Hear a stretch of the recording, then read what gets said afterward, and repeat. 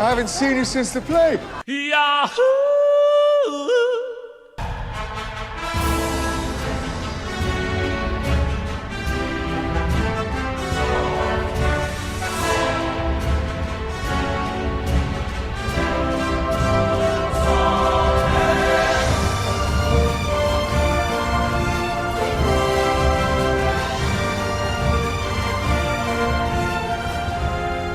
You know, and everybody's like complaining about like superhero movies and the Oscars, and I'm like, guys, we cannot do this every year. People are upset that the superhero movies aren't getting Oscar noms.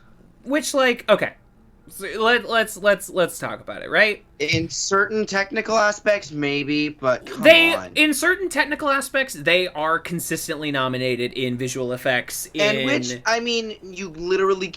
Great. Of course you win. You've got the most money, and that's what that category is. Right?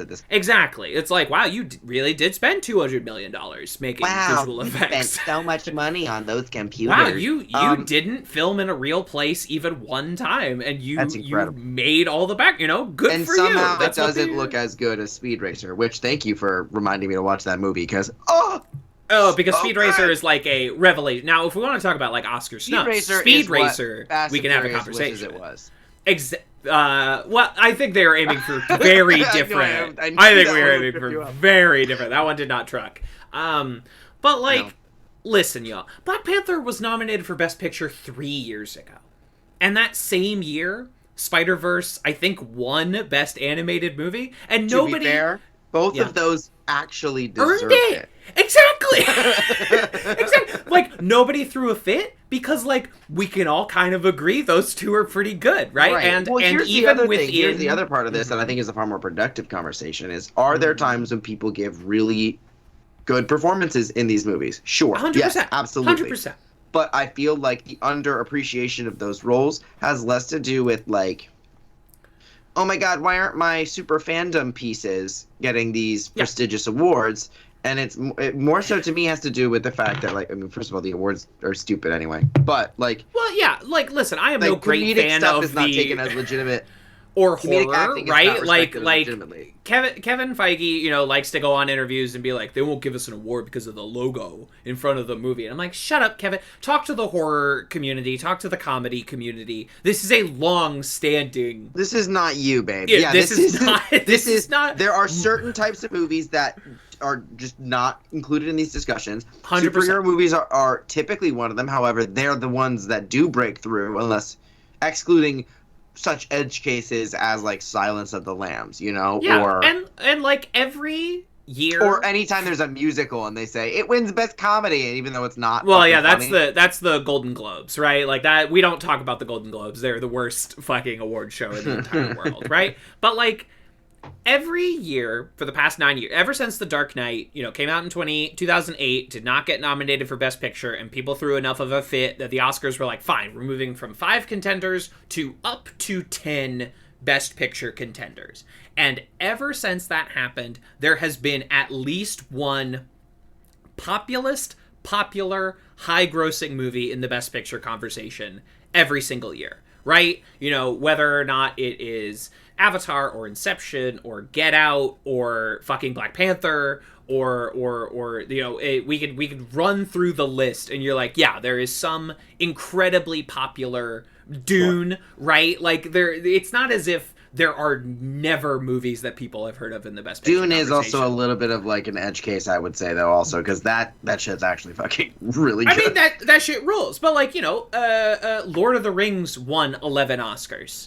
You know what I mean? Like, it's not... And deservedly. And deservedly. But that's the difference. Exactly. It's like in Black Panther was nominated for Best Picture because even... And the same year, Spider-Verse was up for Best Animated, and I think it won. And even bringing up Spider-Verse feels like a gotcha, because it's so phenomenally good that... Right. Of course it should have gotten nominated in that category. Even within the narrow outside of the parameters context of superhero flick. Yeah. Also, I mean, quite frankly, outside of even we shouldn't remove it from the context, but even outside of the context of animation and how good the animation is, it's a good movie. It's a good movie, and even within the narrow channel of being a Marvel comic book film, both Black Panther and Spider-Verse excel in multiple areas that those movies do not usually excel. And when they are operating correctly, the Academy Awards are supposed to honor excellence in craft, no matter what the craft is, right? That is what it's the same premise of like the Criterion Collection. Yes, there's a bunch of like traditional dramas in there, but there's also a bunch of Jackie Chan's, a bunch of Bruce Lee's, a bunch of horror films, because it is supposed to nominate excellence in craft. But the Academy Awards obviously very much skew to traditional dramas, what you call Oscar bait, right? People playing real people. That is the like tales about I'm so Hollywood. I'm done with the bio movies. I'm done with the bio musicals. I'm tired. I agree. I am completely I'm like, with you. how are we somehow now reinforcing celebrity through celebrity? Like, we're up our own ass that much about celebrity. Are there certain stories that are very cool that I think are like great 100%. to be told through film? 100%. Yes, but this obsession with like, I can't do it. You know, like Jessica Chastain just won for playing Tammy Faye Baker, and I didn't see that movie. I can't say whether or not it's a good performance, but the award shows generally award impressions over what you might consider like an out-and-out new transformative performance. We all know that. It's a very long-standing issue. I saw someone recently pitch, instead of dividing acting categories by gender, we should do it like we do screenplay, and it's like best original character and best like adapted character. You know what I mean? Which is not word like you That's like best fun, real that's a fun idea to play best with, real though. person and best fictional person. Do you know what I mean? Right. And I'm like, I that's think as far as role goes, That's I think honestly, instead of dividing by gender, I think you should categorize by genre. I think if you're looking That's at horror interesting. acting and treating it through the same lens as you are an action film, silly. you're not right. you're not engaging with the media properly. And it is what has always been silly about award It's all shows silly. or end of the year lists, where it's like, and I struggle with this with my own end of the year list, where it's like, well, how do I qualitatively compare Dune and Power of the Dog and Barb and Star Go to Vista Del Mar, which would all be in my top, movies of the year. I loved Barb and Star. It's so Oh fucking my funny. God. It's so what a fun movie. fucking funny, dude. It was That's one of the first. I mean, I haven't seen like just like a straight up, ain't no questions about it comedy movie in a long like time. In a long time. Like, they were huge in the 2000s, and it's probably the reason why we don't get them on is probably because they were all like super fucked up. But no, it's because they don't make $1 billion is the problem, right? Like, well, you can't sell American comedies to China in the same way you can sell superhero movies or what have you. So that is why we don't get many of them, and people honestly don't go out to the box office for them. Even the comedies really suffer from the same. Like, comedies suffer from the same. What am I trying to say? What's the word I'm trying to say? Not negligence, but essentially negligence as like hard sci-fi. right. Yes, they're ignored. Hard sci-fi They're disregarded as probably being worse. as legitimate. But there's still just like, at least hardcore sci-fi win awards come Oscar time. Sure, and comedies don't even get that. Just get overlooked that completely. The fact that best makeup doesn't always go to some indie fucking sci-fi or horror flick breaks my brain. I watched a movie last year called The Colony that I told you all about. I'm saying that it was like a sexy, slick sci-fi movie made on a real low budget. The only person I know that's from anything is the guy that plays. Yeah, is the guy that plays Khaleesi's like right hand. He's in it. That's the only person of note that I've recognized. I mean, the main chick is if you watched the Zack Snyder zombie movie, she plays the coyote, the guide that gets him through the wall. But she's not done much. Wait, it's called The Colony. Though? It's actually on Netflix. It showed up on Netflix recently, and I was like, oh shit, that movie's really good. And it's really sexy. And I don't mean that like there's sex scenes all over the place, but it's really sexy in how it's shot and how its characters are like, they just like exude sexual energy. It's not a remake of the 2013 film, is it? No. It's a completely standalone project. There's just two different movies that are called The Colony. You know, if the original, if a previous movie called The Colony is not, culture defining enough that people would be like, is that like that other one? You just use the same title. It happens. It happens a lot. It happens all the time. But honestly, the death of like mainstream movie comedy to me is when The Lonely Island puts out Pop Star Never Stop Never Stopping, which is one of the funniest movies in the creation of the medium of film, and it stars people who are incredibly popular. People love The Lonely Island, and just fucking no one went to see it. And you're like, okay, this is it. People don't go to see comedy films in theaters anymore, which is I think is silly because like everyone laughing is like being in a room full of people that are enjoy comedy movies so much more when I'm watching with other people. Exactly, because everyone is like infectious. So the energy, right? Like you are laughing. I did not laugh at The Hangover when I watched it alone, but then like a week later I was at a friend's birthday party in high school and the entire party watched it and I laughed the entire time. Kills. Right. It killed, right? Like, and how like, many of us huge difference when it's with people. Yeah, that's real. Yeah, I had a I'm similar sure- experience with Monty Python. Mm-hmm. Sure. First time I watched it, I went, what the hell's going on? And then I watched it with other people and I went, oh, okay. Apparently Step Brothers is a funny movie. I watched it by myself the first time and turned it off halfway through because I was bored. Right, but if you're with a group of people who are laughing, honestly, I had this with Blazing Saddles, which we talked about on this podcast recently, where like every time I had seen that movie, I had laughed hysterically, but I had seen it 47 times, and then in college I took a class on Mel Brooks, and I was with like a new group of people who were watching Blazing Saddles, and it was like watching it for the first time all over again. Like the infectious crowd watching that movie it re-energizes. It's a completely different fucking experience. See, funny, I think we did talk about this because I watched that movie with people and was like, it's not that funny. And then afterwards, when we were recounting the movie, I was laughing at literally every joke I was retelling in my head, and I was like, oh shit, this movie's really funny. That was also me after when I was watched, watching it, I could not get into it. Yeah. That was also me after I watched like when like Rick and Morty just came out. I watched one of the episodes and I didn't laugh a single time, and then afterward I was talking about it and I could not get the words out. I was just laughing. That was kind of me with Deadpool 1. Honest, because like I saw it in the theater and I was like, oh, this is fine. It was like charming, and then I was like recounting it a couple years later, and I was like, maybe that movie's like hilarious. Maybe that movie's funny actually. Maybe that movie was like good. And I have not had that experience yet with Deadpool 2. Who knows? Lives are long. You know what I mean? Maybe it'll happen. I don't think Deadpool 2 is has... bad, but it's not as good as the first one. Deadpool 1 has going for it the fact that like no one expected that shit would ever work.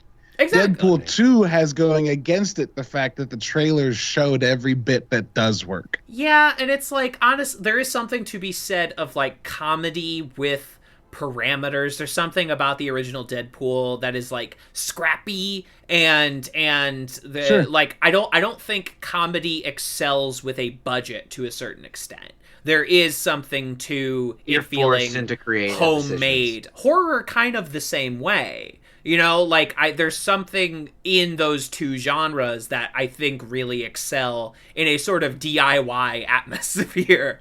Yeah, I would. Yeah. When you're forced to get creative with it, only the people that are genuinely creative can float to the top. And the people that aren't will try and won't.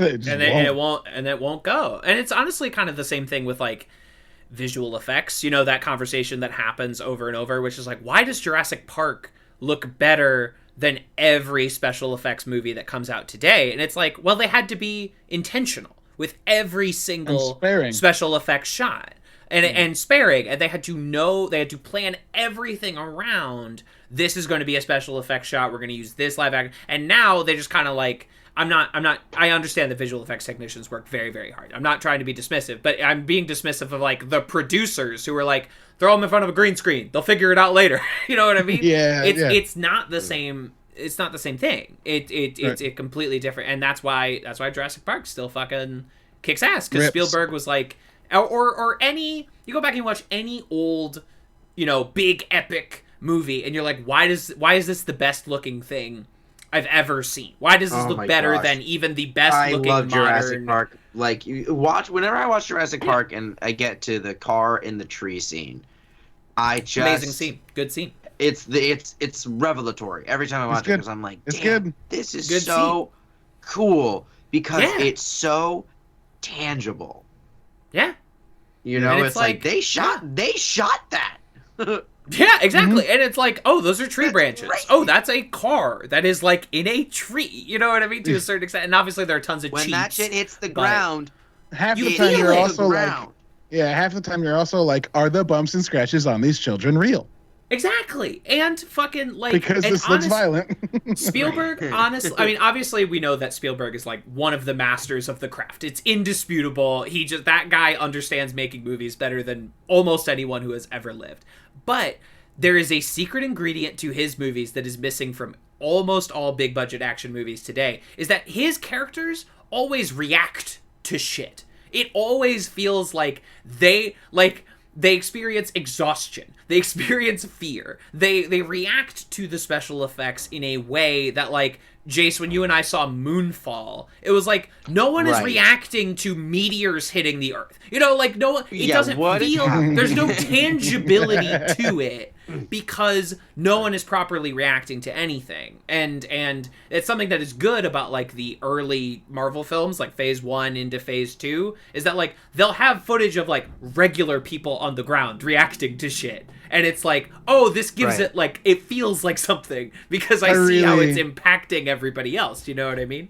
I really want y'all to take the time to watch a few episodes of Invasion on Apple TV. That show really struck me because of how fucking real it felt the whole time. Yeah. Invasion. Is that but was Sam specifically Neill in that? It's what's up? Was Sam Neill on that? Was that show? Sam Neill's stunt casted, but yes, Sam Neill's definitely in that trailer. He's not a main character, is what you're saying. I get you. No, yeah, he's in the first episode. One of those. One of John Cho on Sleepy Hollow. I get you. I understand. Yeah. Mm-hmm. But that movie's really good because it specifically is like aliens are invading, and you're like, I've seen this 1,000 times, and then like 30 minutes in, you're like, I've never seen this.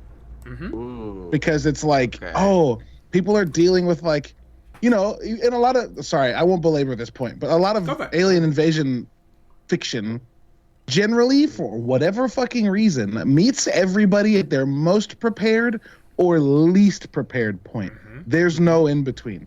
And this show picks up with like a soldier who's literally his job is to be prepared for everything. So he's trying to be prepared. So that's a cool twist on it. And then a bunch of people that obviously aren't prepared. But more than that, a lot of the time you encounter people that deal with this kind of situation in a movie or a show. They frequently are like, let's deal with this.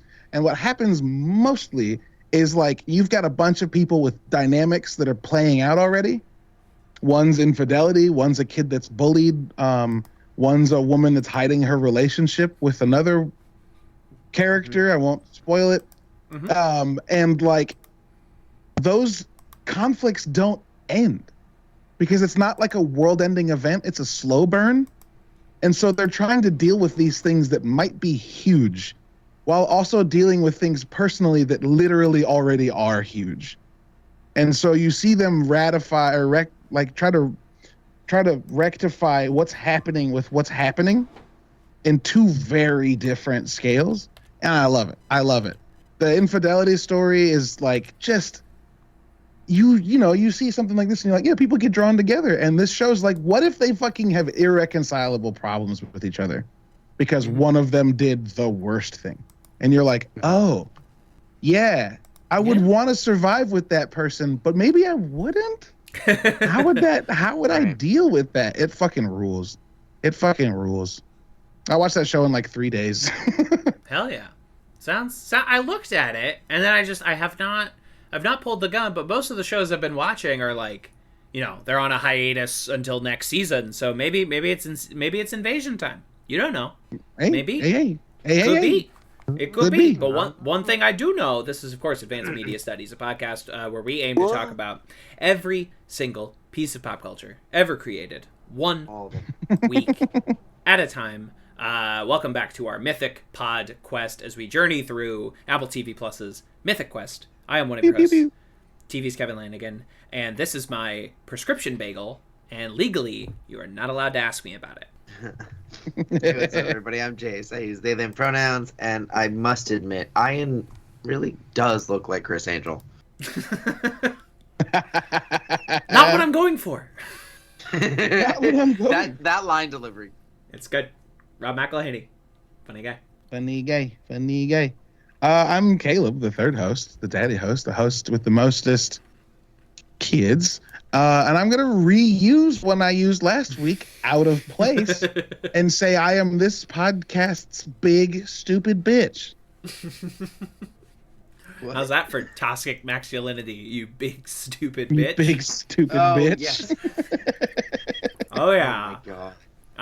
Great. And we are about to dive into Mythic Quest, but let's touch in with Media Madness, shall we? Only a few matchups since last we recorded. But you know, we're here in the final, and it'll be long out of date by the time you're listening to this. But fuck it, fuck, I wanna. The end of Expanse v John Wick. After Daddy Host's heel turned betrayed John Wick, the Expanse pulls that one out. 144 votes cast, 51.4% said Expanse. So it was close. It was close all the way to the end. That was a tight matchup. One of our tightest. I would like to make it clear that I didn't heel turn on John Wick. Rather, someone took the Expanse off of my ballot card. That's fair. So you can kind of so I had to throw one in that I would be excited if it won, but when it came up against the Expanse, the king of content, you're gross. I'm the king of content. The king of space. I had to go with. I'm a Beltalowda at heart, sure. And everyone else are Wallace. So. And you know, maybe one day I'll know what that means. Hopefully, maybe if it wins, I'll know what that means. Was that a different language? I thought I just had a stroke. Yeah, so the very Belters? candidly and directly, and then out of nowhere, I just stopped understanding what you were saying, and I thought it was me. No. So the people that live on the belt of you know, this show, this world, the belt have their own Expanse, have their own Creole, their own mixed language of their own. And so Beltalodas are people that like live in the belt. Inalodas are people that are from the inner ring. So inside the asteroid belt, and then people from Mars, right? And then men are from Mars, women are from Venus. Walla is supposed to be like, I think it's based off like gravity wells, which is like well English, and then Walla is like a person in Hindi. So Walla is like a person from gravity. Because people in Belt live without gravity. So when they say Walla, they also put three fingers together and go Walla like that. And it's how they like, fuck you, you Outlander. It rules. The show's full of it. That's fucking interesting. Yeah, I'm planning on starting to read the first book. I have a trip at the end of March, and I'm planning to start reading that during the many plane rides. So I'll let you know any deep lore. The Expanse is the book series and not the TV show? It's both, but it was a book series. Okay. It was a book series first. I thought I was crazy. And the author, I think, is also a showrunner on the television show. So it's one of those. That. Like basically Neil Gaiman, he doesn't write books anymore. Yeah. He just runs adaptations of his books. And you know what? Good for you, Neil. Do what you want to fucking do. Also S.A. Corey, James S.A. Corey is two people. Whoa. The author quote of The Expanse is two dudes that go under the pen name James S.A. Corey. That's sick. That's pretty cool. Rules. I like that. Yeah. Fuck yeah. Next matchup, a true blowout, a true blue blowout. Hitchhikers versus Broken Earth. Battle of the books. Hitchhikers, a whopping 78%. There was no competition here. It was dead on arrival. Now, Daddy Host, I have a question for you, and it's merely out of curiosity. You asked communities to specifically vote for Broken Earth, and I am just wondering, is it that you don't want to talk about Hitchhikers? Is it that you really want to talk about Broken Earth? I mean, just like what was the methodology there? Were you sure that Broken Earth would lose to The Expanse? Like what did you I just want to know. As a person who's been told to read those books a lot and has not done it, and also a person who supports an African American woman author. Love it.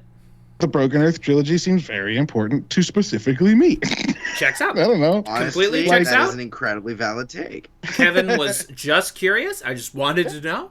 Well, I know you were, because Jason's the one like calling me a traitor and shit. So you know, I had to explain I called myself. you a traitor because Hitchhikers is probably my strongest pitch.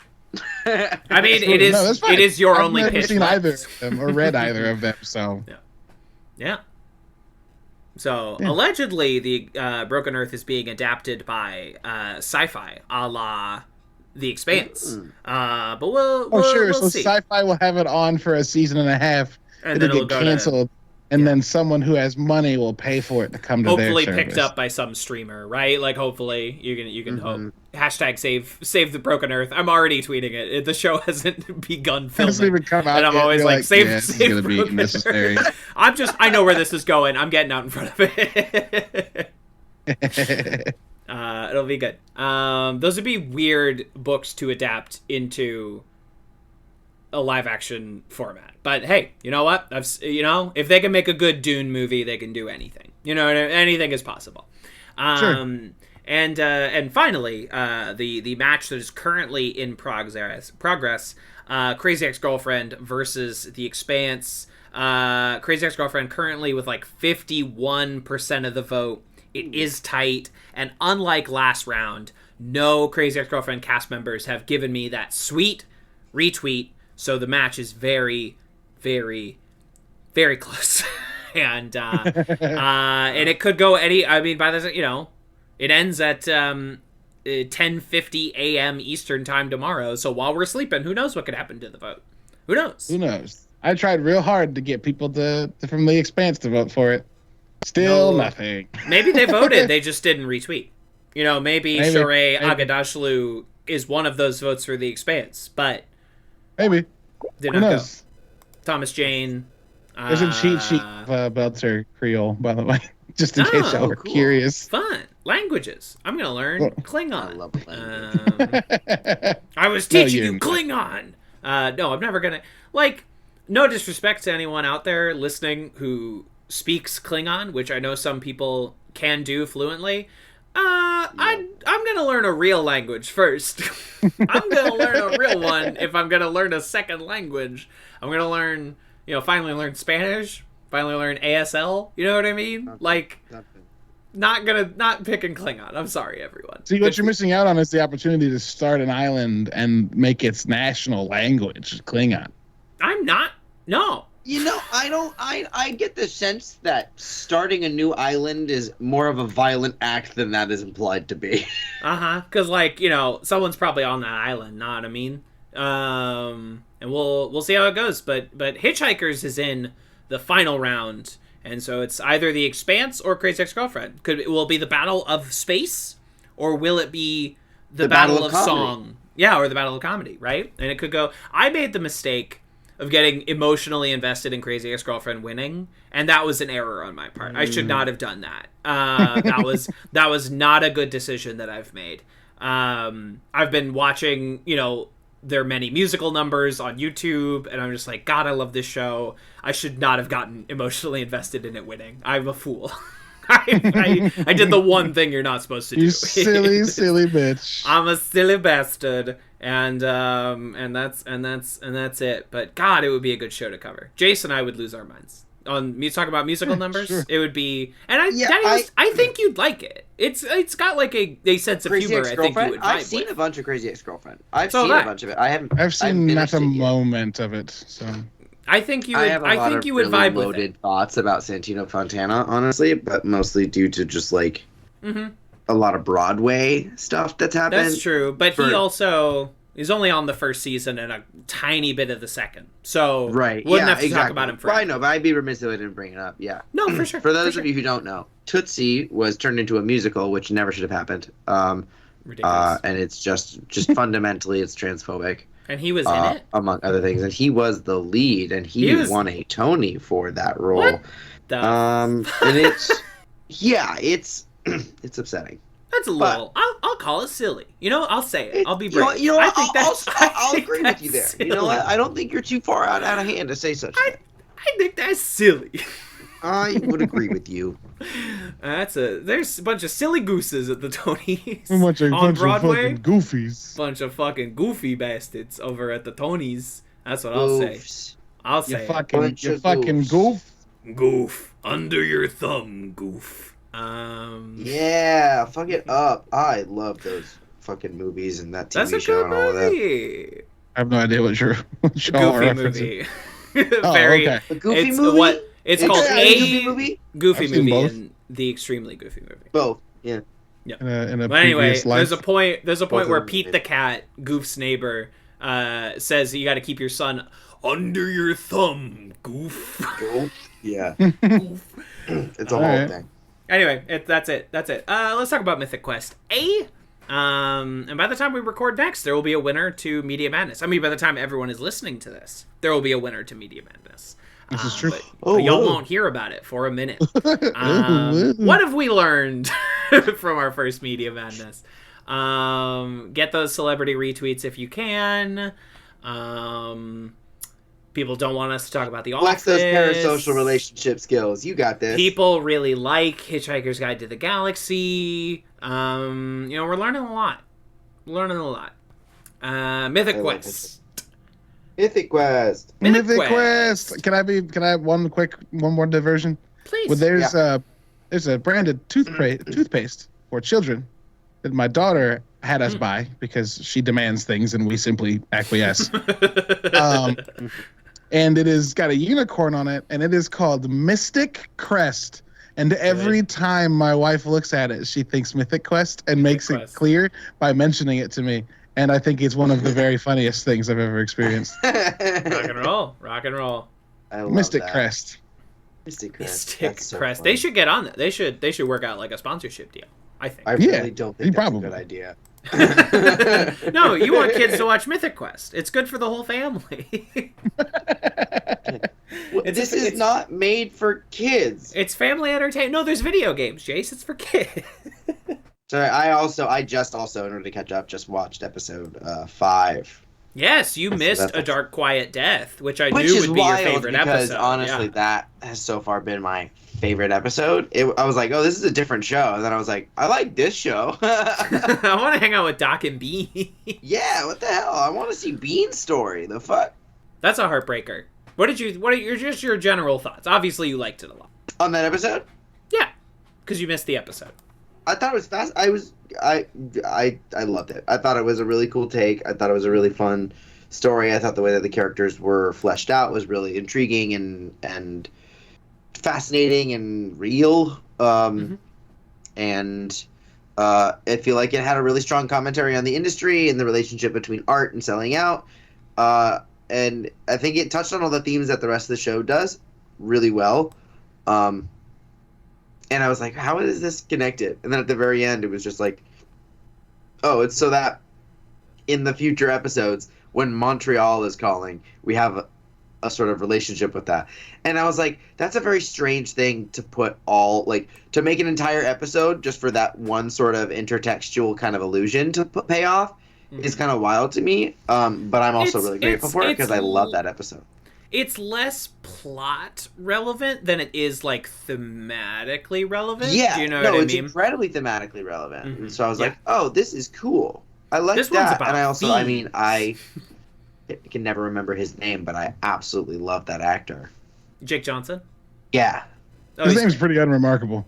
Yeah, it's a pretty normal guy name. You know what I It's a mean? pretty It- There's But that's definitely always a guy what on he plays. Earth He named always Jake plays Johnson. these everyman characters, and he's Jim just Jansen? good. You know? What's this guy's name? John Smith. John Mark, Smith Smarkson? Yeah, exactly. Peter Parker? Peter B. Parker? B. Peter Parker. B. Sweatpants Spider-Man? Just like the easiest cosplay in the world. The best. The best. Absolutely. Rock and roll. Great. I knew you'd like that one because you've been kind of, we'll call it iffy on Mythic Quest up to this point. That's a good wishy-washy word for it. There are parts that I enjoy quite a bit, and there's also quite a lot of the show where I go, I don't know if this is as effective satire as they want it to be.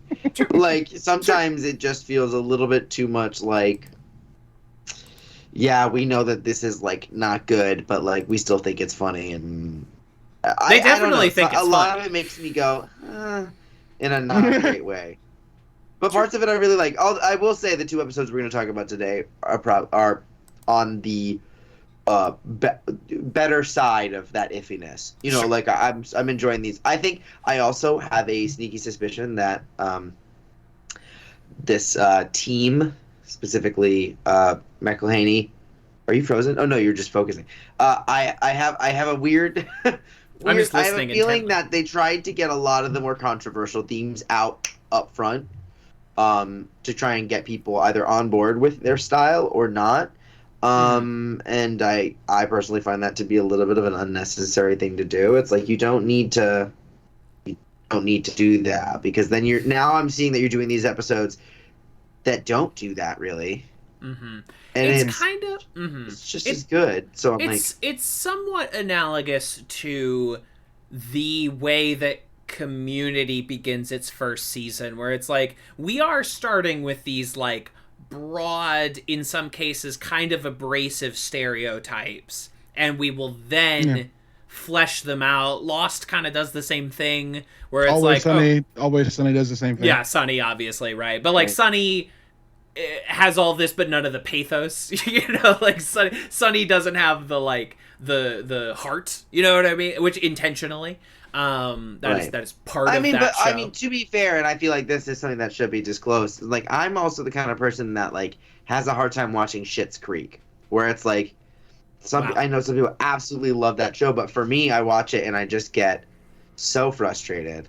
I'm like, I don't have sympathy for these characters. Like the actors are playing them in the most likable ways, but I'm like, why should I give a shit? Sure. And then I also find, at least the episodes I've seen at the beginning where there's that mayor character, I feel like, I don't know, I don't really like when comedy is based on like somebody being just a total idiot, and therefore it's all just communication errors of this one person being like, I'm just ignoring you. And where does the conflict come from? Oh, it comes from me just doing the opposite of what you said. I'm like, that's lazy. And it's just annoying. And like, I find myself, instead of laughing at the situation, being like, fuck you, you suck. So I don't know. But I get you. I've never seen like more than a couple such scenes. A buzzkill. Like I like funny stuff. No, it's okay.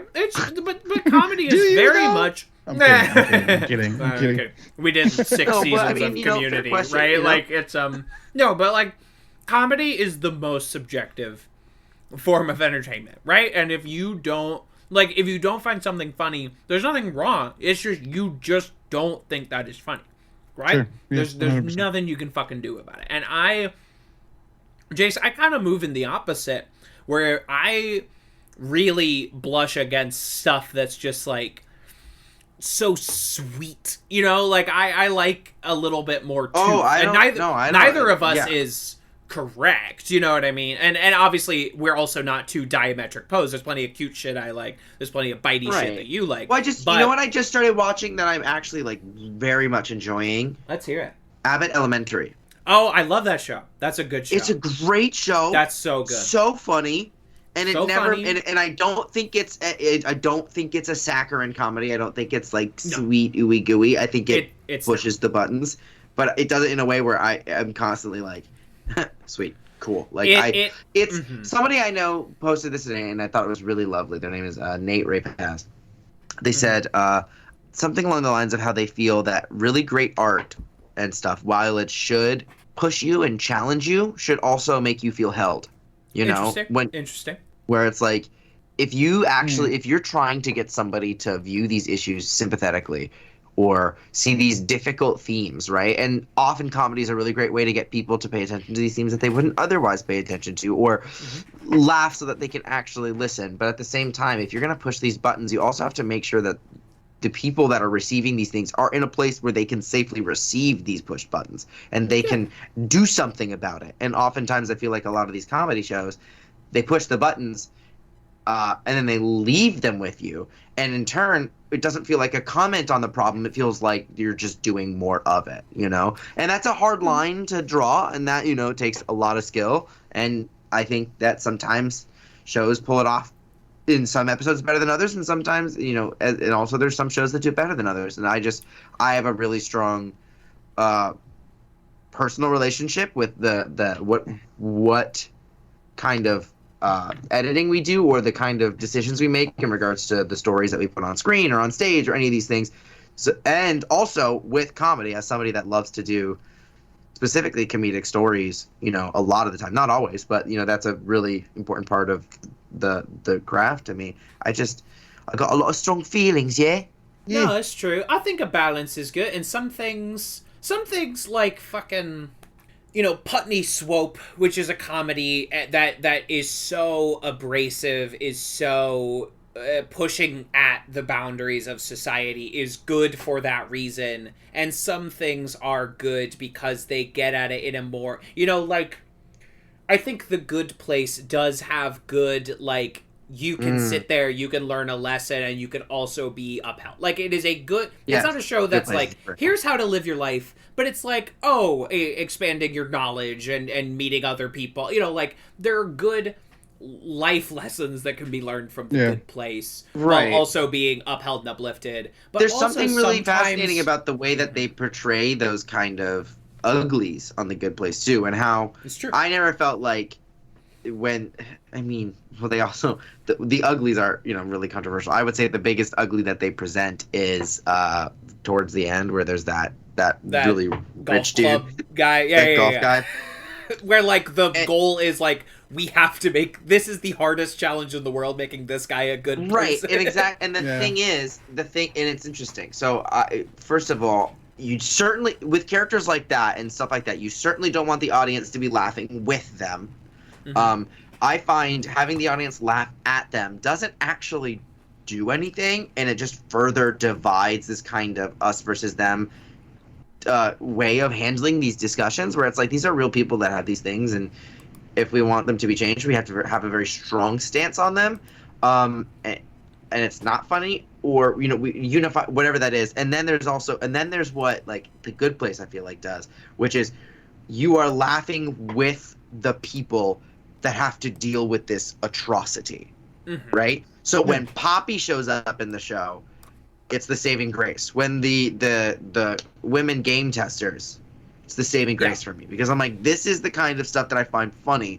And a lot of time I look at these other rooms, like the joke about, like, please stop talking about my tongue, that whole thing, where it's like, on the one hand, you know, okay, yeah, kind of funny, but it's also like, it's a little weird. It's like, who are we laughing at or with in this moment?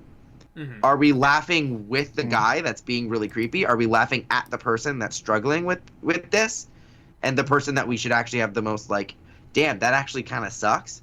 Are we laughing at that person? Or are we kind of laughing at the way that when these, you know, forces come in the room, the kind of mess that happens, that's not reliant on a sort of, I don't want to say power dynamic, because that's integral to any sort of theatrical conflict, but you know what I'm saying? Like, there are parts of the show that I'm like, yes, this is how we're talking about these issues. I feel, as an audience member, held and directed into being able to go, because, I mean, and we were talking about this earlier, when you're watching stuff that's funny, so much of it is what you're told you're supposed to laugh at. When you're in the room with other people, you laugh out loud more, because there's these cues that we have socially about what's funny and what's acceptable to laugh at.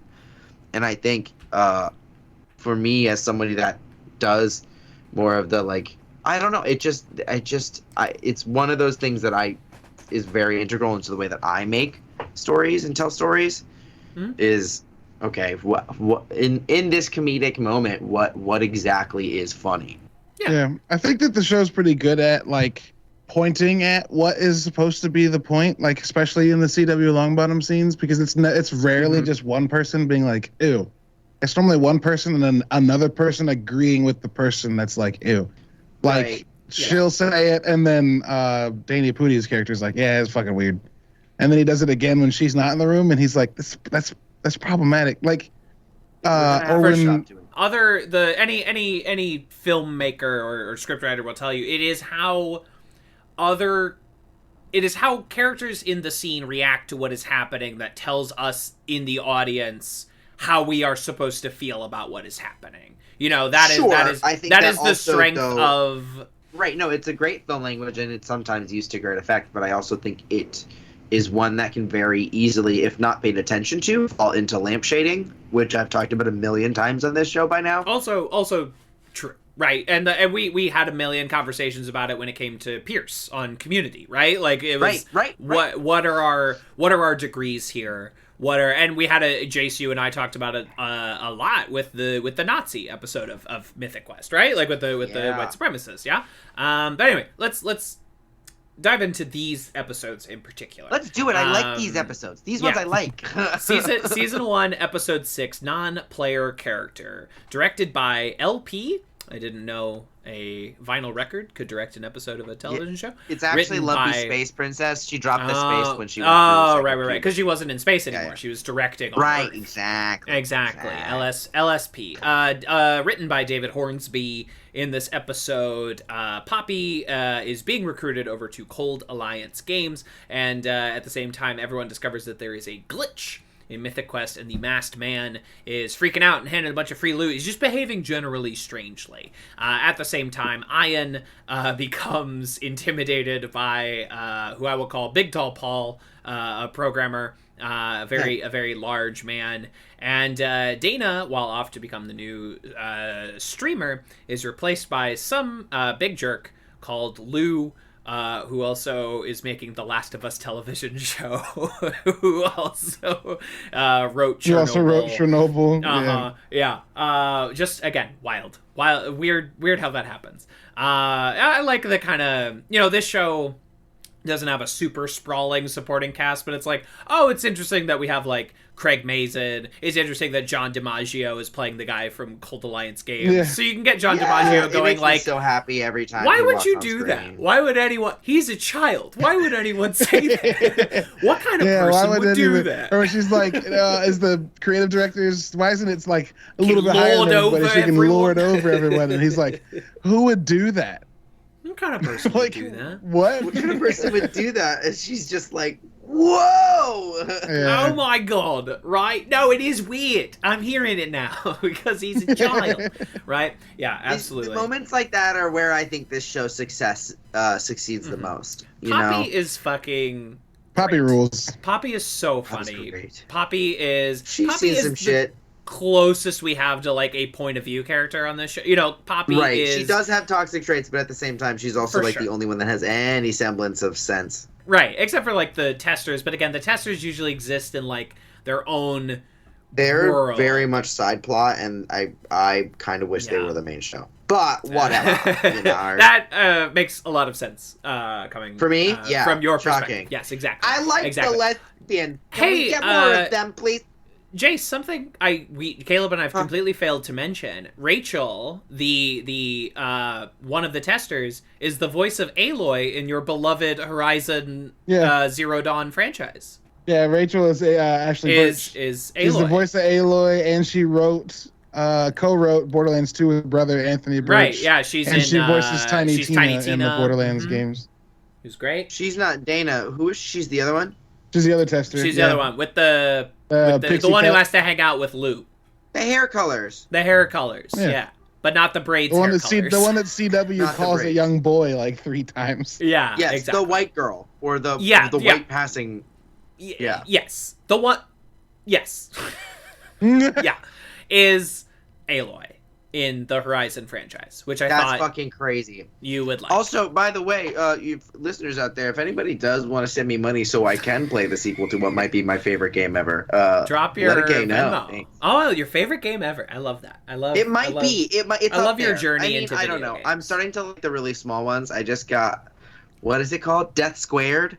And it's a nice little puzzle game. I love a puzzle. You enjoy it. Very simple. I also just got Cuphead, and let me tell you, that shit is way too difficult. That shit's hard. I could have told you ahead of time, Cuphead is we should have. Brutal. It is known for being difficult. That is insanely difficult, and there's no way to, like, tone it down. No, it is known for being difficult. And if you select simple, it's like, that's great, but you don't get all the things that you need. You have to beat it at regular. I'm like, hard my God. Hard is the name of the game, which is why I've never touched Cuphead. I struggle with games that are just difficult. Though I am Cuphead, really enjoying... when you play with 2 players, is infinitely more fun. It is much better. Yes, I found out I had a friend come over because you can save each other. Yes. Yeah. It's best played with couch co-op. You know, it's best two people holding 2 controllers 100%. on a couch, and then you're like I reacting don't know how you to do it. this by yourself. That's insane. It's very hard. It's very difficult to do, actually. Don't look at people speedrunning it. You'll feel inadequate as a human being. Yeah, watch someone beat it in like an hour. Yeah. Without getting hit one frustrating. time. No, I mean, even when I was playing with a friend, there was one we came up to, and it was like, okay, we have to look up how these pros are doing it, so we have any idea of like at least some sort of technique to try to do. My God. Cuphead, but that's so cool to know that she's that voice actress. Yeah, new animated series on Netflix of Cuphead. I don't know if you knew that. It is. That's kind of the reason why I went back and I went, you know what? That is. Let me get this game. Yeah. That's what I found. Which one of these episodes has CW reacting to the AI machine? Which is a plot line I think is very, that's the one with Big Tall Paul. Funny. Yeah, okay, it's Big Tall Paul. This funny. That's actually I really enjoyed that. This is very funny. It's like he's just so worried about being replaced by the computer. And I'm sorry, it is funny when he's like, "Please tell me it's a man. Please tell me this computer is a boy." Yeah. It's funny. It's funny. I'm F. Murray Abraham fucking kills me on this show. Again, just like anytime you get a profound actor saying really silly shit, I'm gonna eat it up. When you have Keith David playing the president on Rick and Morty, and you have him say some silly shit, I'm gonna eat it up. I'm gonna gobble it. I'm gonna eat it all up. It's where my shit is buttered. And how are we not? Can we? This is another total. It's where my shit is buttered, and then I eat my buttery shit. It's where my shit is buttered is not a thing I thought I'd ever hear in my life. Sorry, Jace. You know what what? You know, really butters my shit. We should definitely talk about the Carpenter remake of The Thing. It's okay. I'm sorry. What did you say, Jace? We should definitely talk about the Carpenter remake of The Thing. What do you? Oh, John like Carpenter, The Thing. Oh, yeah. Let's just when we're done with Mythic Quest season 1, let's just talk about The Thing for an episode, and then we'll do season 2. Much. Great, settled. Good. Caleb, it is a little spooky, but it's like really good. Yeah, it's so good. I guess I'll weather a storm, or I'll just watch like a YouTube recap. No, I'm just kidding. I'll watch it. What kind of spooky do you not like, Caleb? I will watch it because it's aliens. I don't give a fuck about alien spooky. Well, it's spookier than most alien spoopies. But no, but y'all don't understand. If it's spiritual in nature, I don't care how spooky it is. It hits different than it's fucking aliens. It is. It is Alien 1 Ridley Scott-esque, I think. Yeah. In a lot of blue collar people in closed space being hunted by this unkillable cachet beast. of John Carpenter's The Thing. I'm very aware of it. It is spoopy. So it is also one of the best movies ever made. You know what I mean? Good. I have one complaint, and that's every so often I'm like, okay, this does get a little yelly, like it's a bunch of just like straight men yelling. And there are scenes where I'm like, yep, the yelling's justified, and there are a couple of them where I'm like, can y'all just maybe calm down? Act? There is. We can talk about it in our episode that apparently we're doing in a couple weeks. But there is a scene where someone like walks through a wall that is obviously made of like paper, and it was like a 0 budget movie. Like they did the best they could. But it's incredible what they did with that budget, though. It really is. Oh my God. Anyway, we'll talk about it for 18 hours in that episode. John Carpenter's The Thing. But in this episode, I think giving Ian this is something they do on Sunny, I think, a lot, is like giving someone, a normal person enters this space, and in this instance it is Big Tall Paul, and it drives some character to insanity. Community did it a lot with Jeff, and the various people that Jeff would become suddenly furiously jealous of. It's a good anchor for a plot line when you have a very vain. Usually, I think it's funnier with men. You know what I mean? Like just watching like a very vain man lose their mind. Paul is the Blade of this show. Blade or Rich or any of those characters that they did it with Jeff, and it's a good engine for a very muscular, handsome person to suddenly just become like, they meet someone who has it together a little bit more, and they just become fully unraveled. Like when Paul is fully laying out, the Spanish title of 1,000 Years of Solitude and shit. Like it's very good. It's a strong engine for a plot in a show like this. Yeah, sure. I really liked when that first moment when he's speaking Spanish with Maria. Was that her name? Yeah. Yeah. Maria. Because I immediately clocked that Maria was like giving a very much like a very good, like Mm. Good you did it. That's job. the basic like hello, how are you? Good job. Yeah, You've he's done speaking- some You're honor getting work. so good at this, and you also make sure I get paid. You've been doing Duolingo for like a week. I mean, amazing. That Right. owl is very proud of you. Oh, good for you. I like that. I liked that a lot. I liked that Absolutely. little subtle beat. Yeah, you can kind of tell everyone in the studio deals with Ian the way that they have to. They're like, all right, yeah, hi, thanks, bye. They'll as much they'll as possible. tolerate They it can. to various different degrees. This is the episode. This is a very different topic. This is the episode where it really stands out to me how good the set of this television show is. This is a very strong Yeah. So it was- set design because there's so many different unique environments. There's all these cool ways in these two episodes that they use Ian's office and like the little rotating windows and the paintings on the as like part of the set dressing, part of telling a joke. yeah, part he of opens the the little window that's staging. the dick of the character and sticks his Yeah. head out. Yeah, Like the Oh, little, is that the the little, dick of the character? I've yeah, never noticed that. 100%. the rotating window is funny. The little gaps when he's like looking at Paul through like the little gaps in the artwork and shit. Like all, it's just good staging. It's good filmmaking. It's using this space, and you have like the big colorful wall because almost like 99% of this show takes place in this office set, right? So like Yeah. you have all of these unique environments, so it never really gets stale, even though we are essentially in the same zone. You know what I mean? Yeah. Yeah, it's something Yeah, to a different extent. It's something that Cheers was very good at, where it's like we are in this bar basically the entire time, but there are enough unique environments and unique staging that you're not sick of just staring at the brown walls of this bar. You know, Yeah. it's a sitcom has to be very crucial with that.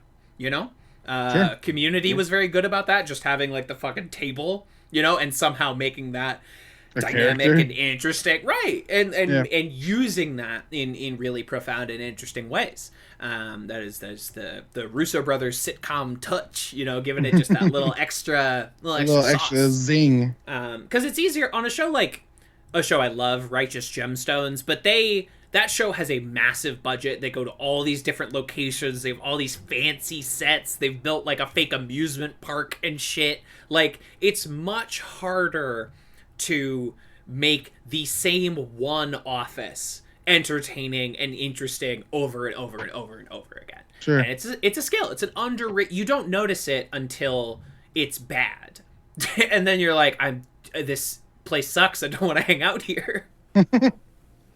Right. Yeah. Yeah. Good Yeah, sitcom needs a 100%. good environment. Hospital on Scrubs, great environment. Loved hanging Yep. out there. The Office. The Office on and Office. Yeah, all those Parks unique Rec little and the desks. Office in the Office. Yeah. Mm-hmm. Yeah, a good sitcom is gonna have. Arrested Development has a few, especially like the weird fucking house that they all stay in and things like that. Various different apartments. It's underrated, and most sitcoms don't have the budget to constantly be building new and unique sets, filming outside. Like no, fuck. Most shows can't fucking afford to film outside on the rig. Again, we learned that from Community pretty fucking quick. How quickly they're like, everything's inside. Everything's on the soundstage. And when they're outside, it's like a 50-50 It's inside. chance that you can tell it's very obviously LA and not Colorado. Or like, oh, this is outside, but it's inside outside. Yeah. You know what I mean? This isn't Weird, outside the lights outside. playing differently on them than I would imagine That's in this funny. actual situation. These plants don't look. This is weird. Yeah, 100%. a underrated aspect of sitcomery, and I just wanted to shout out the show because I think it does a good job. I do a good job. I said do. I try really hard not to. I love the programmer dungeon. Those just like lines of fucking 1984 I love desks or whatever. I love the community managers in the fucking basement, locked in a room. So funny. Every time we go visit Sue, I She's adore the it. best. She's so the funny. best. I would love to know what's going on up there. You guys don't. You sound like you're so much fun up there. I'd like to be up there even one time. Even one thing. Even one. So funny. Every second Paul down there. Now it's just two like nicey nices down there. It's beautiful.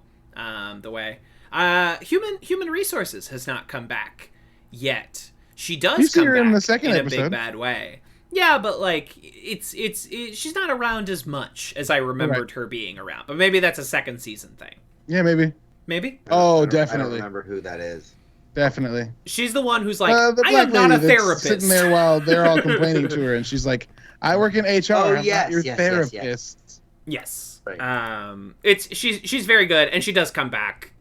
She's in like Jace. This isn't spoiling anything, but at the end of this season, there's two like standalone specials, Euphoria style, and she is a big part of both of those. So obviously they realized like, okay, she needs to become an integral part of the television show Mythic Quest. Right. Cool. When you get that talent, when something's working, you gotta lock that shit down. Right. If you're sick, Gotta you lock it gotta down. lock that shit down. Yeah. I can't believe Yeah. we're getting 2 more seasons of this show. I have no clue what they're gonna do. I Exciting! can't. I believe it. know, especially with the way they end the second season. Yeah. I have no fucking idea what they do, but that's No almost idea. exciting when you're like, huh, where are you gonna go from here, guys? And sometimes, a show can really surprise you and entertain you, and sometimes they've given themselves enough rope to hang themselves with, and it can go either way. And that's TV. Yeah. That's what's exciting about television. Yep, it's just kind of how it goes. No 8-season plans on TV. I want you making shit up as you go along. I want Yeah. you doing... Breaking Bad is the perfect example of that, where like Vince Gilligan will be the first person to tell you like, yeah, we didn't plan anything. We wrote ourselves into corners and then spent a lot of time going, how do we get out of what the fuck do we do? How do we get out of this? It's underrated. Yeah. That show always felt surprising because even the people making it were surprised. They're like, oh, we're doing this? Okay. All right. All right. All right. But it's fun. It's a good episode. Lou sucked. Lou, I think the show obviously knows that Lou is a big slob and sucks. It is also like, they do think he's funny, to what you were talking about earlier, Jace. They're like, they think what Lou is saying is funny, but they also think it sucks. And that is the guy who takes Dana's spot in the tester room. Yes. Who I knew you'd hate. I was watching this and I was like, Jace, this is Jace's least favorite character. That one actually didn't bother me too much. Oh, really? That was just like... Yeah, I mean, that just felt like, yeah, this is exactly what that would be. Mm-hmm. Okay. And it was also because it's there, when he does stuff, it's never presented in a way where it's like, look how funny this is. It's always presented as like, look how god-awful this is. Look how big a douche this dude is. Like this, right? It's just very much. It's loaded with empathy, and you know what's happening, and it very clearly feels directed at this person. But you're not laughing with this guy, nor laughing at him, right? Mm-hmm. Right. It's just this guy sucks, and something about the way she's handling it, we know, and is funny a little bit. I don't know. And Yeah, honestly, no, that was- bless. Rock on. Anything else to say about this first episode? Masked Man up to some bullshit. What's he up to? I really loved how they handled the Masked Man thing. Honestly, I thought it was a really smart, like, tie-in from previous episodes, and I thought that the way that they handled it and moving forward, I thought it was really motivated well with the characters. I actually really liked the way that this episode in particular was structured. I liked that it was Pootie at the end. I just thought it was Yeah. a lot of. I didn't confuse the episodes, did I? Yeah, you did, because it's at the end of the next one that we find out who the Masked Man is. But that's fine. Wait, but he doesn't get unmasked until the end of 7, which is when they face off. That's 2 different episodes. Oh wait, so then, hold on. What was? Right. Yes. Yeah. Maybe. Never Yeah, mind. because episode 7 is basically just like part 2 of this episode. It's basically just them getting ready for the fight, right? Fight night. Which I love. More shows should have like fight night episodes. This is compelling. It rules. It rules. I like this. I like it a lot. It's very good. This show is also like very subtle in its plot line laying. where you don't even realize what, like, that something is building with, like, the Masked Man storyline, with the Pootie storyline. You almost don't realize that something is being built until it is. Now I'm waiting because of it. What? You think it's over after this episode, and it's not. Right. It's not. Like, there's more that's like, oh, shit. Yeah, I love it. I love it. I love it. I love it. It sounds like we're officially on to Season 1, Episode 7, Permadeath, directed by Todd Bierman, co-written by Aparna Nancharla and Ashley Birch, co-written by 2 actor-writers on the show.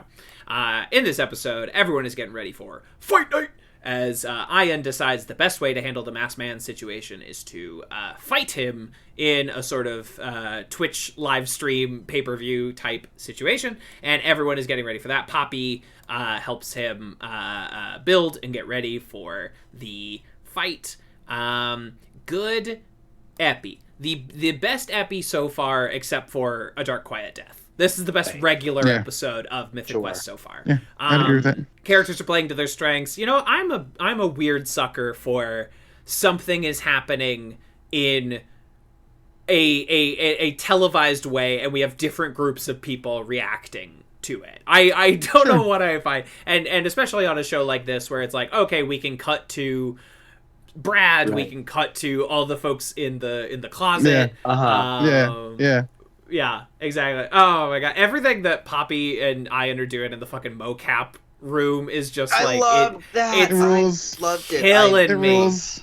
I love it. I also love that the assistant just keeps getting worse and worse. She's and wild. worse. I'm more and more jealous. To see what happens. She's so funny My to me. favorite character. Get him, Dad! Kill him. It's so they both say that they think of Ian as like a father figure. It's so funny. Weird. Right. Joe is so funny to me. Cut his heart out, Dad. Cut his heart out, Dad. God damn it. You know, Poppy having fun in the little mocap suit. She's like, he says that. Why would anyone say that? I love that. Yeah, because that's after Poppy's irony in that. Can you believe it? Yeah, it's after she's decided she's fucking leaving. So she's like, whatever you want to do, it's fine. Both Can you fingers believe out this fucking guy? That's the best feeling at a job you hate, where you're like, I got 2 weeks left, baby. We're basking in it now. We're fucking enjoying it. I don't give a shit. What are you gonna do? You know, it's fire me? It's interesting because Pootie works for that other company. So now, once this ending happened, they didn't touch on it at all in the episode, but I went, this is connected to that other job. Well, Pootie doesn't work for them. Pootie's a streamer, so he's just playing their game. And he also don't they have a functioning relationship with him? No, they're just watching his stream the way that you see the Mythic Quest team watching his stream to see how he grades their stuff. But they do have a falling out with Pootie because Joe fucking tells him to kill himself, and then Kevin. I'd forgotten. It's funny. And then, the assistant. Yeah, that's right. And then right after that, they do something else that makes him mad. I don't remember what it is, but he's kind of fuck Mythic Quest for now, and then it comes back to bite him in the ass. Right. As they air his fucking webcam in front of. I'm just confused because now he's been outed on a public or on a large scale for the fact that he's committed federal digital crimes.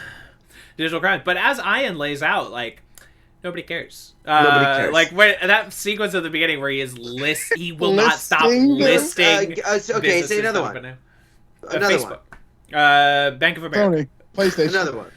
PlayStation. And he just keeps going. That's unreal. Fucking funny. It's killing me. And it's also like it's all true. Every time he said one, I went, "Oh yeah, I remember that. Oh yeah, I remember that. Oh yeah, I remember that." Reminds me of that episode from the 6th season of Community where they all get like email hacked, and then it's like, what do we learn? What is this information age that we live in? What is the rules are different than they used to be.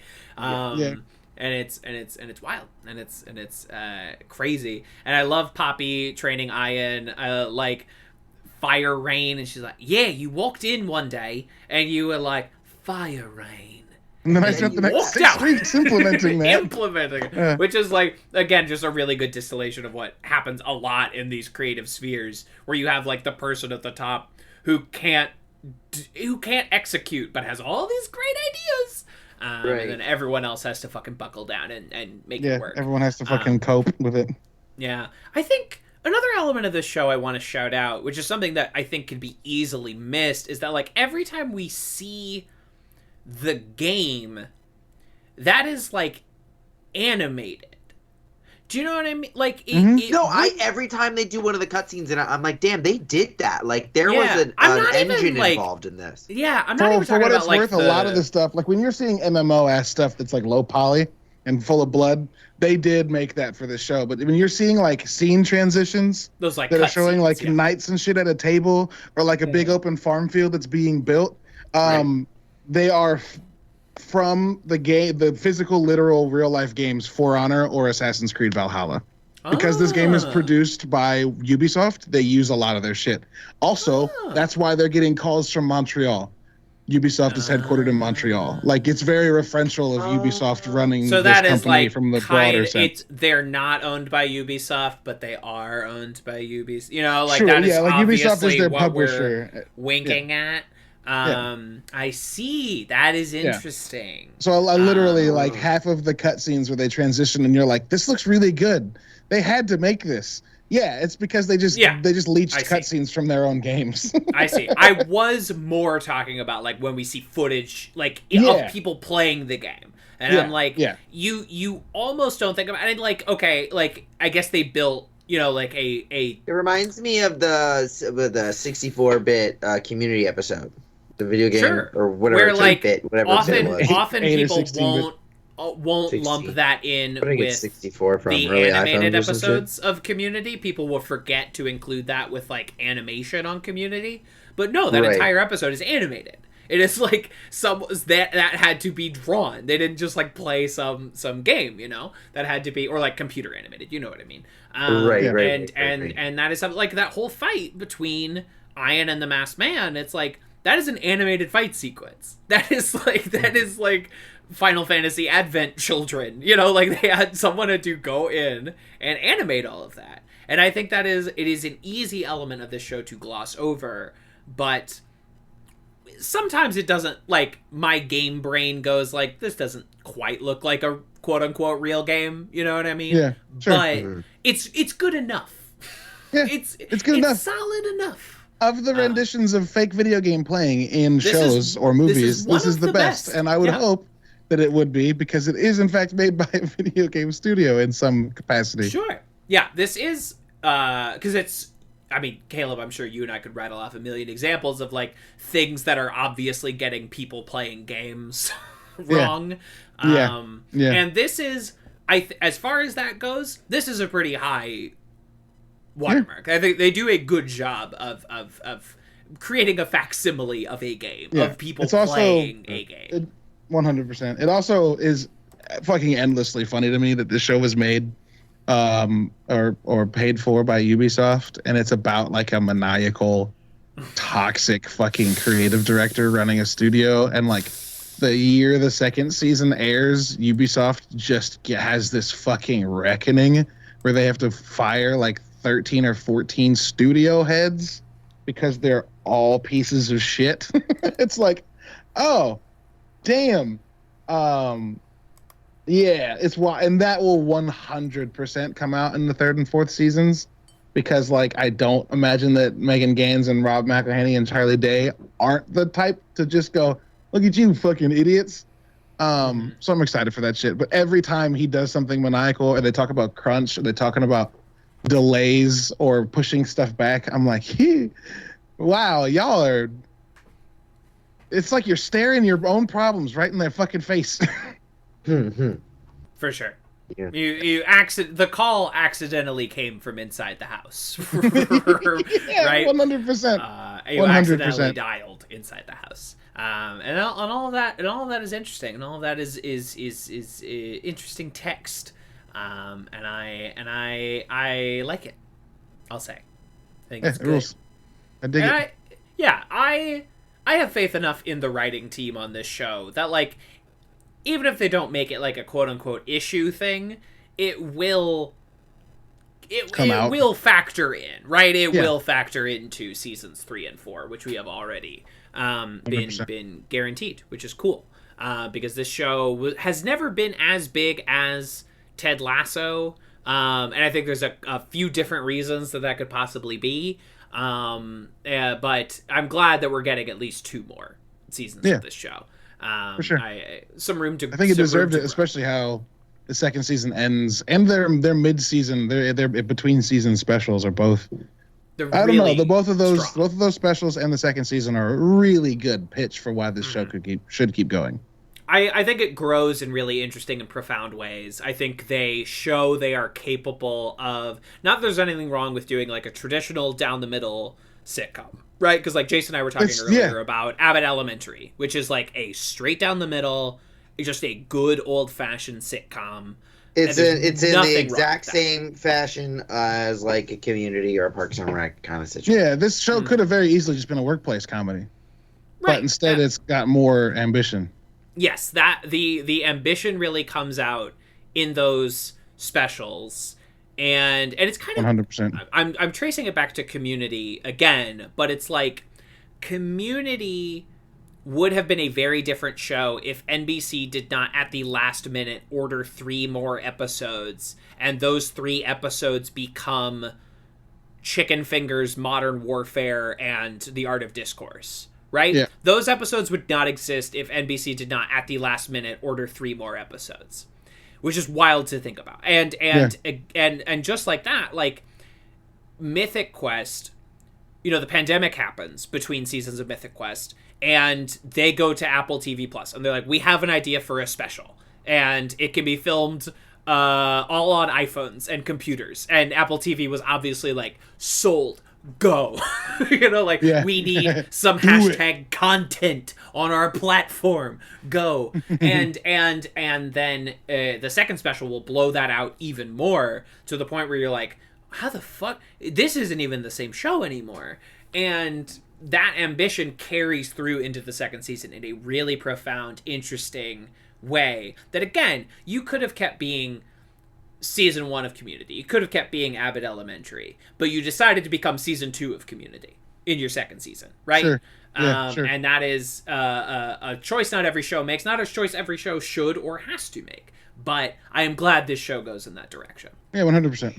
100%. I like that they also choose the I mean, it's kind of what you've been saying, but like the end of season 2, we're way jumping the shark on this, but we have to keep dodging it because obviously Jace has not seen it, right? Yeah, I don't know. The way this show builds is so deliberately risky. Mm-hmm. Like it feels a lot like Community, honestly, where they're like, no, we're gonna do our own thing, and if you like it, we'll keep doing it, and if not, I'm fine with not sacrificing the integrity of what I want to make so that it appeals to more people. I want to make a thing, and I want it to play out like this, and if you like it, cool. That's how this show feels to me, 100%. Yeah. And I think this episode, you could almost kind of call the start of it, because it is dynamic and it is different.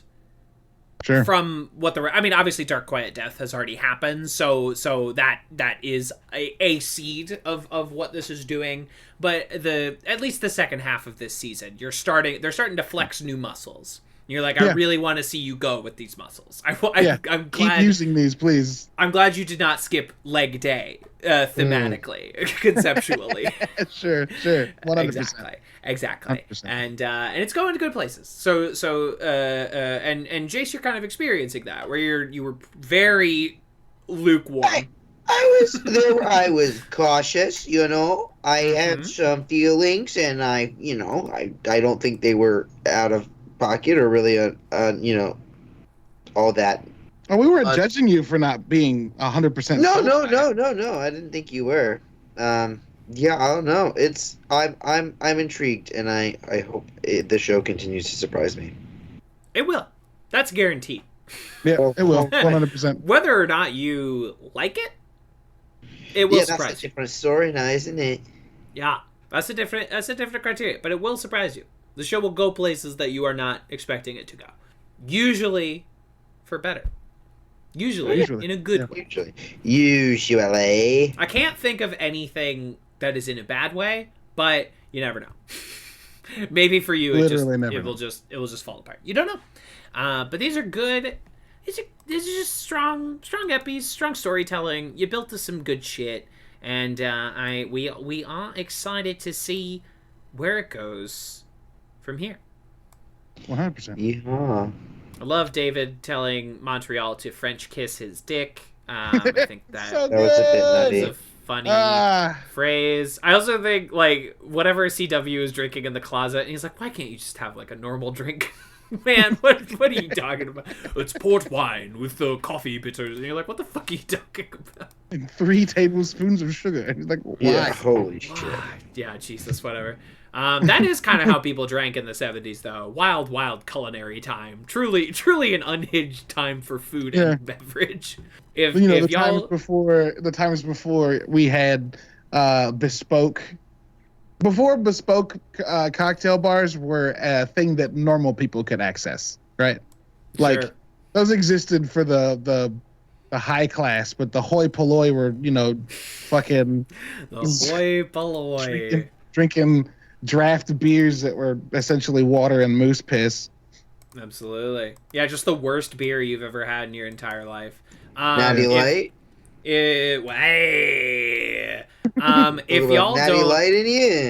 y'all don't follow 70s Dinner Party on Twitter, it is a deeply wild time where they just post old recipes and old just the most fucked up shit you've ever seen in your entire life. There's a guy on TikTok that makes like recipes from the 1920s. Yeah, I've seen that guy. It's like a butter stew, and it's like, what? And then you watch him make it, and he's like, it actually doesn't suck. And you're like, I'll take your word for it. Sometimes they do, though. Sometimes they are really bad, and those are also really fun. Yes. But it's always so delightful when he's like, why did this like chocolate cake made with potatoes come out so good? Yeah, he makes like a mayonnaise cake.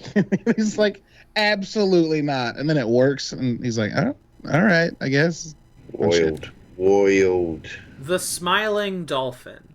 Pour a small bottle of tomato juice into a glass. Add the juice of an orange. Mix. Peel a banana.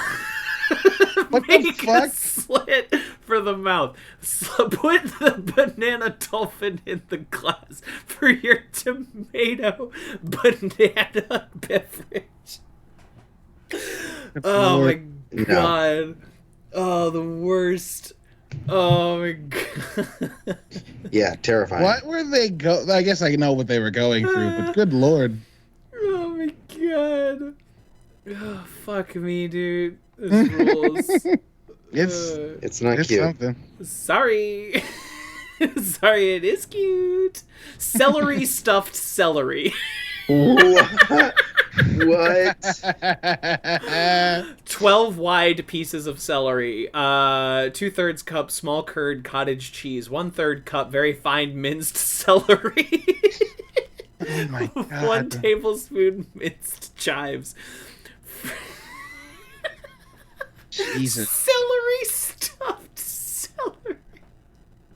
What? Just a generation of people constantly on acid. I mean, just like, what if we smashed this vegetable up this vegetable's own ass? You know what this is reminding me of? Do you know the show Disenchanted on Netflix? I'm aware of it. There's an episode as far as like celery stuffed celery. They have a there's this one scene. It's in passing. It's one of those visual sight gags that Matt Groening and his teams usually do really well. Mm-hmm. And I was looking at it. I was like, what exactly is this? It was clearly a reference to like a turducken. Uh-huh. Turkey, a fish, and then a duck. No, turducken's a turkey, a chicken, and a duck. I know, but the one they had was a turkey and a fish. So it was a turfuckin. It was just a turfuck. Hell yeah. Turfuck. Yeah, hell yeah. And it's one of those things that they didn't ever say it, but I looked at it and I went, what the fuck is... Oh. Love it. Flake some crab meat and serve it with Heinz baked beans and watercress. Make me... What? What is this Twitter account called? Because I must. I simply must. 70s dinner party. The @ is 70s, 70s underscore got it. party. Make a savory filling with flaked tuna fish, Heinz mayonnaise, chopped Heinz gherkins, and Heinz baked beans, and pile into crisp cheese pastry cases. Somebody said, what would happen if I were to take every Heinz product and put it in a casserole dish? I mean, essentially. This is what you get. Yeah. This Yeah, is yeah, yeah. insane. This is insane. Illuminated gelatin. After you mix the gelatin with hot water, roses are add red, cold violets fruit are blue. juice. Show them your love with a Frankfurter stew. Yes! Place a small pocket flashlight in your gelatin when it's almost hard. Before inserting the flashlight, switch it on. just fuck. They're like, stick- this will really blow your guest's mind. In the 70s, The this was the Jell-O craziest thing we've ever glows. seen. Some of these are just horror. Some of these are just pure horror. Yeah. Raisin my cocktail. sweet Jesus. Pour some sherry wine flavor over seedless raisins and let stand in the Frigidaire for 1 hour.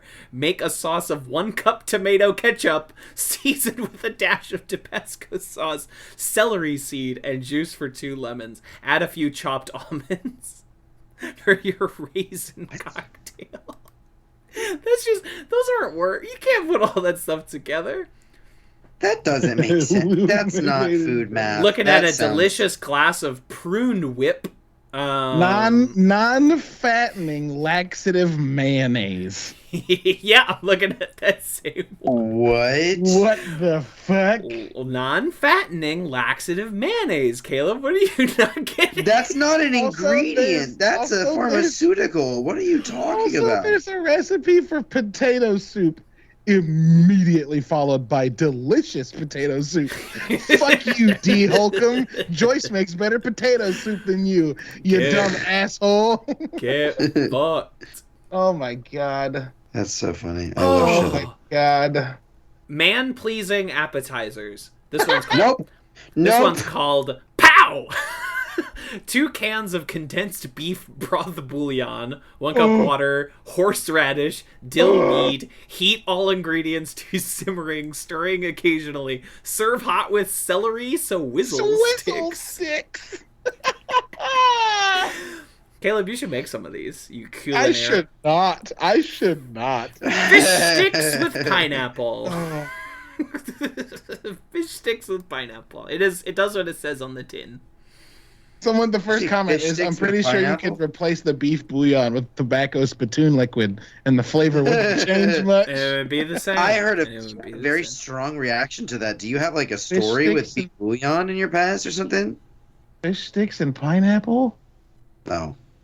God bless. Frozen cheese salad. And it appears to just be cheese with like some broccoli. Oh my good lord. Oh, this is a great Twitter account. The 70s were really just like a wild time. Frozen cheese salad. Go to hell, Janice. And the cover photo is like bananas Jeez. with bacon and like American single slices melted on No. top. Yeah. No. Yeah. Yeah. Yeah. There is a Shudder film being made about this cookbook. I'm right adapting this fucking- Twitter account into a film. Oh fuck! It's just a ripoff of Get Out. I think that is the right framework Oh to my use for our God. 70s dinner party horror film. Yeah, God great. bless. So that's Mythic Quest. Any plugs for this week from y'all beautiful folks? I already plugged earlier that I just want people to send money so I can play Horizon Tell Forbidden them West. where to send money. Yeah, my Venmo is at JACENZIEV. Yeah, that money. it's the same as my handle on like everything, which is so fortunate. Yeah, I don't know. You don't like have to or nothing, but I'd like it if you did or something. So that Jace can play the video game. I like video games. I'm new to video games. I feel like I get to talk about them with y'all on this show. I figure why not bring up the fact that I don't have the monies for it, but I would like the monies for it. Absolutely. So there, I said it. Listen, gaming is unfortunately not a cheap hobby, you know? You know, I'm starting to learn that. But honestly, neither have most of my hobbies been, you know? Well, yeah, that's true. But, you know... Expensive puzzles and comic books every single week. Yeah, it all adds up. It all adds up. But, you know, could be doing meth. That's an expensive hobby. You know, hobby is not the word I would use for that situation, but I do agree with the sentiment. You know, I wouldn't call it a hobby. Alright, sure. Yeah, no, there are far more important things. This is not an urgent thing, but it would make me real happy. Absolutely. Daddy Host, anything from you? I'm just stare. You're still looking at 70s. I'm staring mouth agape, just scrolling this. Yeah, you've seen... This is the equivalent of showing you the video from The Ring. You know? Fucking cabbage Christmas tree. Eat shit. Eat shit. These are not real. I will not believe it. These are not real. I will not believe it. I can't wait to bring these into to where I work and show all the cooks. Yeah, absolutely. Hey, make some of this. Hey, check out this recipe I just found. I think I'm gonna make it for my family. What do you think? Frozen cheese salad. This book called Hunting Guide for Girls Who Want to Marry Rich. Hell yeah. Hello? Hello, I would like to marry rich. Hello. Red devil balls. Put devil ham and cream cheese into an osterizer container. Cover and process at blend until smooth, using rubber spatula to aid in processing. Remove from container and chill in refrigerator until firm enough to handle. Shape into small balls. Put half the nuts into mini blend container. What the fuck is this? I've never seen you in such pain. I'm so glad I showed this to you. This makes me happy. What's happening right now? I think I don't want to step out of line, but I'm pretty sure for plugs, Caleb would like some help. Oh my god! Breakfast in a glass. Nope. 1 cup skim milk, 1 egg, 1/2 cup fresh fruit. Put all ingredients into osterizer container. Cover. Process at stir until well blended. Chill before serving. It's just a cup of milk and an egg with some fruit blended in it. That's a smoothie. You know, you just throw some ice in there, you got yourself a delicious smoothie with an egg, with an uncooked egg. Yeah, it's a salmonella smoothie. You guys want my salmonella smoothie? I think it's real tasty. I always feel bad after I eat it, but it always tastes good. Now, how is that easier than just like making breakfast? Yeah, right. They're like, well, I don't want to dirty a pan, so I'll dirty my food processor. How about that? Whatever an osterizer is, right? Like some invention that we've either renamed or discontinued since the 70s, right? It might even be a brand from the 70s. I have a feeling that sounds like it's a brand of a food processor or a blender of some sort. Very well could be. Sorry, I don't have anything to pitch. Podcast stuff, you know. Follow me at Nerdy Bits. Go to nerdybits.com or nerdy_bits on Twitter, or follow me directly at Level Up, LUBWUB. You know, just trying to stay living. Yeah. Same old. Hell yeah. Patreon.com/TVsKevin if you want to support the creation and editing of this particular podcast and all the other particular podcasts out there. And leave us those ratings and reviews on the various podcast platforms, which we have not asked you to do in a long time. And it would be sure. Oh gosh, oh golly, mister, it sure would be nice of you to leave us a You're all right, Kev? Where'd this come from? Nope. Oh, we just read the Devil's Cookbook. Nope, I'm not okay. Nope, I'm not okay. The 70s cookbook has regressed me back to childhood. I cannot handle the world of adults. I am no longer fit for polite society. Oh, God. And that's that. We'll be back next week to finish out Mythic Quest Season 1. These fucking... Oh, wow, that went fast. These fucking streaming seasons, y'all. Like, 9 episodes now being, like, the standard for a season of television is just so wild. I mean, I love it. have mixed feelings about it. I mean, we're coming from what 26 episode seasons that were an hour-long episodes, 40-minute episodes. Yeah, it makes sense in a world where, like, there's this idea that you're supposed to consume all of a television show and do it quickly. But I wish we had more shows that are like, here's Cheers. There's 20 episodes a season and it went for 11 years. You'll never be done with it. And that's part of the appeal. You can watch this forever. Yeah. You'll never be... I just wish we had some shows like that now. Do you know what I mean? Yeah. No, I feel you. Don't.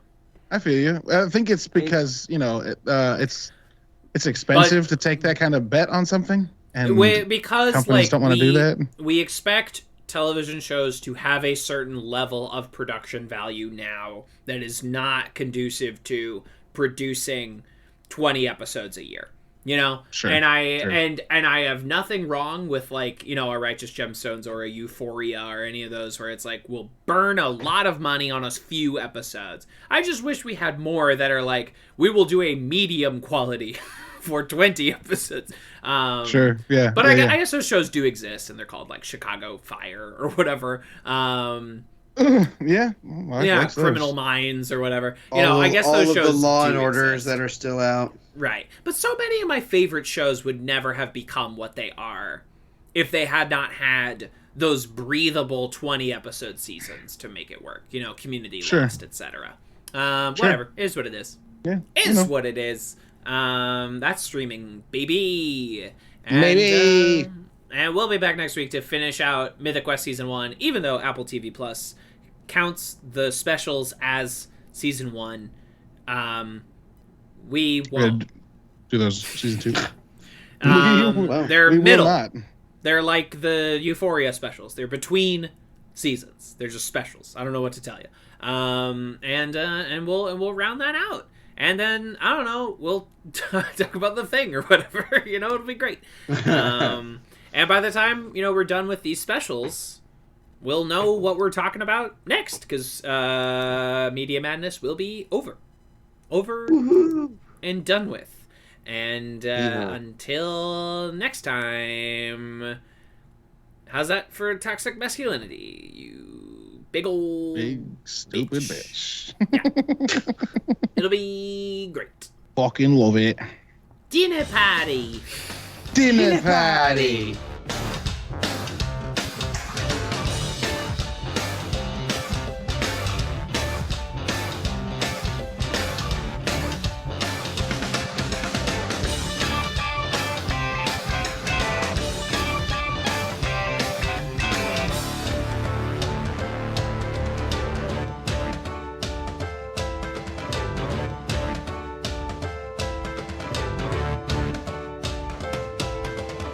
This has been a Talkback Podcast. That was quite a show, very entertaining. Please tell your friends about this show. Boopy doopy doop boop sex. Larry, I'm on DuckTales. Dinner party.